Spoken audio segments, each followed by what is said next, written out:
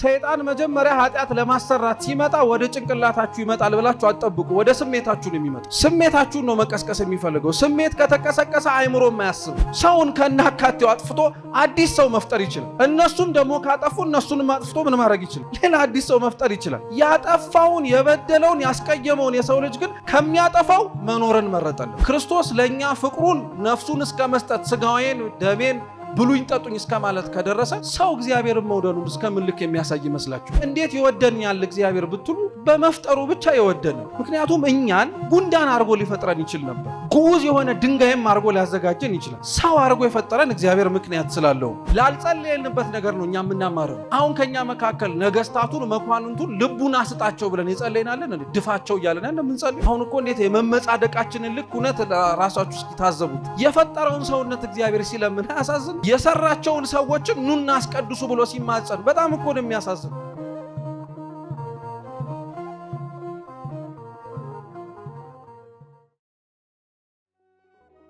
እግዚአብሔር ሰውን መውደዱን ያሳየበት መጀመሪያ በመፍጠሩ ነው። እኛ በመፈጠራችን በመሰረቱ ለእግዚአብሔር የምንጨምርለት ምንም ነገር የለም። እኛ በመኖራችን ለእግዚአብሔርም የምናሳንስበትም ምንም ነገር የለም። ለዛ ነው ቅዱስ ጎርጎርዮስ ዘኑሲስ ምን ይላል? አቤቱ ጌታ ሆይ የኛ መፈጠር ላንተ ምንም ላይ መሆንልህ ይችላል፣ ያንተ በእኛ ህይወት ግን መኖር በጣም ትልቅ ጉዳይ ነው ይላል። እኛ ለእግዚአብሔር ያን ያክል ላናስፈልገው እንችላለን የሚል ሰው በጣም አለ። ግን አግባብ የሆነ አስተያየት ግን መሆን አለበት። ምክንያቱም አንዳንድ ሰው ኃጢአት በጣም ከአቅም በላይ ሲጫነው እኔ ለእግዚአብሔር አላስፈልገውም ይላል። የማናስፈልገው ኃጢአት ስለሰራን ነው እንጂ ሰውነታችንና የተፈጠርንበት ዓላማ ኃጢአት ለመስራት ሳይሆን ቤተ መቅደስ ሆነን በቅድስና ለመመላለስ ከሆነ እግዚአብሔር ይፈልጋል፣ እናስፈልገዋለንም ጭምር። ግን በጥቅሉ ሰው ሊኮራ ደግሞ አያስፈልገውም። እግዚአብሔር አክብሮ ከሌሎቹ ፍጥረታት ለይቶ በማሰብም በመናገርም ለአክብሮተ ሰብ ደግሞ ሰውን ምን ያክል እንዳከበረው ለማሳየት ሲል ደግሞ ጭቃ ይዞ የታየው አምላክ እኛን ሲፈጥረን እግዚአብሔር ያውቃል። አዳምንም ሔዋንንም ፈጥሮ ሲያዘጋጃቸው እንደሚበድሉ እኮ ያውቅ ነበር። ለሱ ይሄንን ማወቁ ማእመረ ኩሉ ሁሉን አዋቂ መሆኑን ነው የሚያጠይቀው። አዳምና ሔዋን ሲኖሩ እንደሚበድሉ እንደሚያጠፉ አታርጉ የተባሉትን እንደሚያረጉ ይሄንን ሁሉ እንደሚከውኑ ያውቃል አያውቅም? ያውቃል። እያወቀ መፍጠሩ ነው ሊደንቃችሁ የሚያስፈልገው። እናንተ ልጆቻችሁ እንደሚያጠፉ እያወቃችሁ የሚያጠፉበት ቦታ ላይ አታስቀምጧቸውም፣ ታሻሻዋቸዋላችሁ እንጂ እግዚአብሔር ግን እንደሚያጠፉ እያወቀ እንደሚያሳዝኑት እያወቀ ምንም ነገር እንዳይጎልባቸው ምክንያት አልባ እንዲሆኑ ማለትም የመጀመሪያዎቹ የሰው ልጅ በደል ተብሎ የሚጠቀሰው እንግዲህ ዕፀ በለሷን ቀጥፎ መብላት ነው። እቺ ዕፀ በለስ ራሷን ችላ መርገም ያለባት አይደለች። ዕፀ በለስ ውስጧ መርዝ ያለባት ሆኖ አይደለም። ዕፀ በለስ ብቸኛ የተሸከመችው ነገር ቢኖር የእግዚአብሔርን ትእዛዝ ነው። የማንን ትእዛዝ? የእግዚአብሔርን ትእዛዝ ነው። እግዚአብሔር የሰው ልጅ ባጠፋበት ጊዜ ላይ በብዙ አይነት መንገድ መቅጣት ይችል ነበር። ለምሳሌ ማጥፋት ይችል ነበር። ሰውን ከናካቴው አጥፍቶ አዲስ ሰው መፍጠር ይችላል። እነሱም ደግሞ ካጠፉ እነሱንም አጥፍቶ ምን ማድረግ ይችላል? ሌላ አዲስ ሰው መፍጠር ይችላል። ያጠፋውን የበደለውን ያስቀየመውን የሰው ልጅ ግን ከሚያጠፋው መኖርን መረጠለት፣ ኑር አለ። ይሄ ምህረቱ ነው፣ ይሄ ፍቅሩ ነው። ይሄንን ያጠፋውን የሰው ልጅን በሌላ መልኩ በምን ሊቀጣው ይችላል ብላችሁ ብታስቡ ዘላለም ዓለሙን እየተሰቃየ እንዲኖር ሊፈርድበት ይችላል።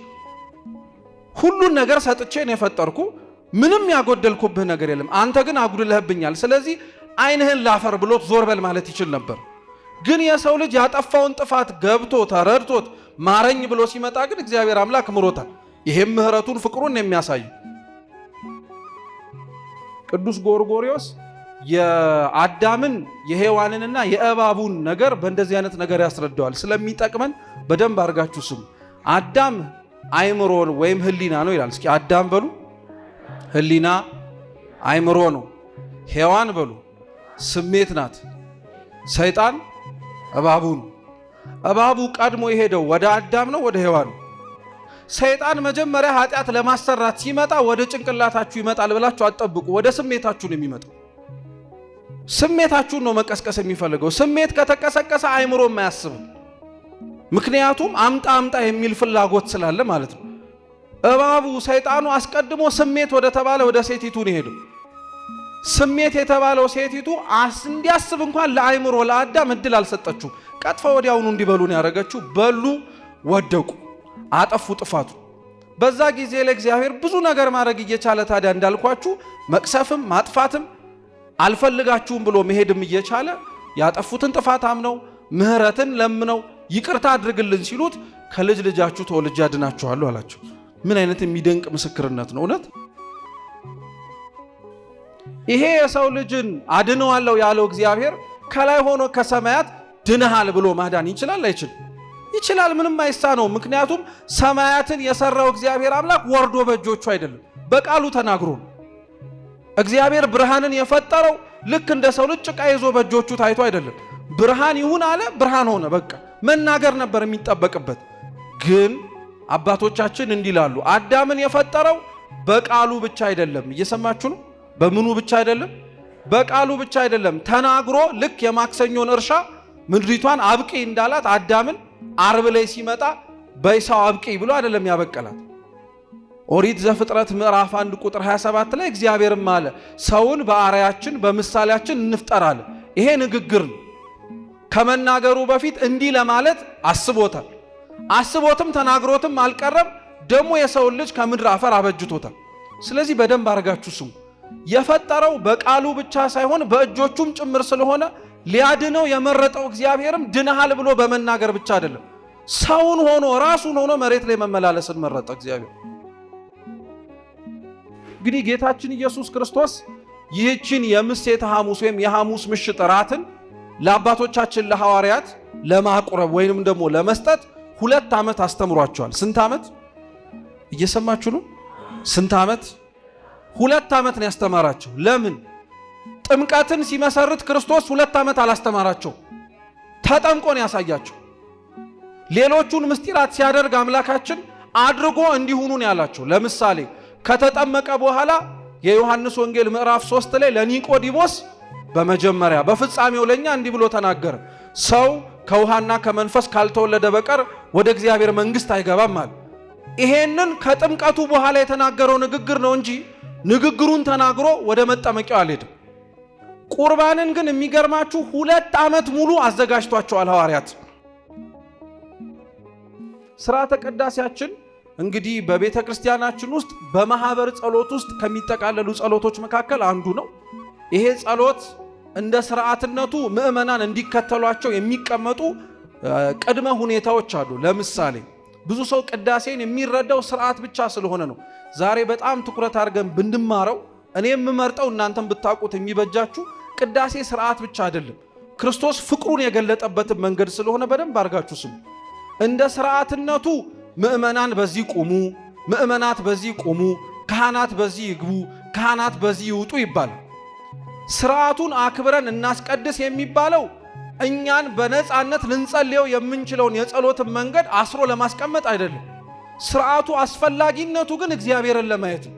ምክንያቱም የቅዳሴው ዋነኛው ዓላማ ክርስቲያኖች ካህኑ ገብቶ ሰላም ለኩልክሙ ለማለት፣ ዲያቆኑ ገብቶ ተንሱ ለጸሎት ብሎ የድምፁን ማማርና ብዙ ግዕዝን ቃላትን በጭንቅላቱ ለመሸምደዱ ማስመስከሪያ መድረክ አይደለም።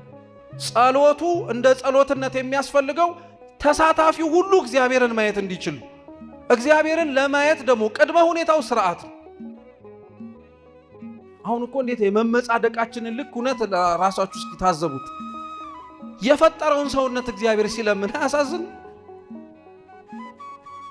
የሰራቸውን ሰዎችን ኑና አስቀድሱ ብሎ ሲማጸን በጣም እኮ ነው የሚያሳዝነው። አንዳንድ ሰው ቅዳሴ ተሳተፍ ሲባል ጥሪው የግለሰቦች ጥሪ ይመስለዋል። ሰዎቹ ሞላ ሲሉ ደስ ስለሚላቸው ህዝቡን ተሰጥኦ ሲቀበል ዛሬ ሞቅ ያለ ነው እንደዛ ለማለት እኮ አይደለም። እግዚአብሔር እያንዳንዱ ሰው ቅዳሴ ተሳተፉ እያለ በካህናቱ በኩል የሚጣራው እኛን ሊያየን የሚፈልገው ቦታ ስላለ ነው። እኛን ቢያየን የሚመርጠው ቦታ ስላለ ነው። እየሰማችሁ ነው? ስለዚህ አምላካችን ልዑል እግዚአብሔር በቀደመው ጊዜ ላይ የኦሪቱ መስዋዕት ከብት ነው። በግ፣ ፍየል፣ ላም፣ በሬ፣ ወይፈን፣ ርግብ፣ ዋኖስ መሰል አይነት ነገር። የሐዲስ ኪዳኑ መስዋዕት ግን የጌታችን ኢየሱስ ክርስቶስ ቅዱስ ሥጋና ክቡር ደም። እንግዲህ አስቡት፣ ለኦሪቱ ይሄ ሁሉ ስርዓት ካለ ለሐዲስ ኪዳኑ ቤተ መቅደስና ጸሎትማ በደንብ ስርዓት አለ። አሁን በጣም ሊገርማችሁ የሚገባው ላልጸለየንበት ነገር ነው እኛ የምናማርረው። አሁን ከኛ መካከል ነገስታቱን መኳንንቱን ልቡን አስጣቸው ብለን የጸለይናለን እንዴ? ድፋቸው እያለን እንደምንጸልየው ቤተ ክርስቲያን አንድም ቀን ለበደላት፣ ላጠፋባት፣ ላቃጠላት፣ ጉዳት ላደረሰባት ሰው አንድም ቀን የርግማን ቃል ተናግረው አታውቅም። በእንተ ቅድሳት ጸሎቷ ላይ ስትጸልይ ልቡና እንዲሰጣቸው ነው የምትጸልየው። ይሄ ጸሎት እኛ ያልጸለይናቸውን ጸሎት የምናገኝበት ጸሎት ነው ቅዳሴ። ቢያንስ እንኳን አስታውሰን ስለነዚህ ነገሮች መጸለይ ቢከብደን እንዴት ሲጸለይ መገኘት ይከብደን? በቃ ቆሞ እኮ አሜን እግዚኦ ተሳሃለነ፣ አዎ አሜን እውነት ነው ይደረግልን፣ ጌታ ሆይ ይቅር በለን ማለት እኮ በጣም ከኛ የሚጠበቀው ትንሹ ነገር ነው። ቅዳሴው ያለውን ትልቅ በቁየት በረከት ነው። እኛም ማንጸልየው ያለው ጸሎት ነው ቅዳሴው። ፍጹም ጌታችን ኢየሱስ ክርስቶስ እንደሚወደን እስከምን ደረጃ ድረስ ለኛ ያለውን ፍቅር ያሳየን ስጋውን ደሙን እስከ መስጠት። እኛ ለምንወደው 1000 ዓመት እንሞትልሃለን ብለን እንሞት ይሆን? ለአፋችን እንሞታለን ልንል እንችላለን። ማረግ ያለብንን ልናረግም እንችላለን። ግን በጣም ሲበዛብን እኮ እኔም እኮ ሰው ነኝ ማለት መኖር ያምረኛል እንላለን። ክርስቶስ መኖር ሳያምረው ቀርቶ ትንሽ 1 5 ዓመት 6 ዓመት ሲጨመር አድርጌ ላስተምራቸው ማለትም በጣም ያን ያክል ዳገት ሆኖበት አይደለም። የኖረባትን 33 ዓመት በተለይ የመጨረሻውን 3 ዓመታት ግን አይደንቃችሁ? የመጨረሻ ስንብቱን ያደረገው ነፍሱን በመስጠት ነው። በቃ እንዴት ብዬ ልውደዳችሁ ከዚህ በላይ እያለ ክርስቶስ ለኛ ፍቅሩን ነፍሱን እስከ መስጠት ስጋዬን ደሜን ብሉኝ ጠጡኝ እስከ ማለት ከደረሰ ሰው እግዚአብሔርን መውደዱን እስከ ምን ልክ የሚያሳይ ይመስላችሁ? በመቁረብ ነው፣ ሌላ ምንም አይደለም። ክርስቲያኖች እባካችሁ ቅዳሴው የሚቀደሰው ምንባባቱ የሚነበቡት ይሄንን ቅዱስ ስጋውን ክቡር ደሙን ምዕመናን እንዲበሉት እንዲጠጡት እንጂ እንዲሁ የሚደረግ ክዋኔ ብቻ አይደለም።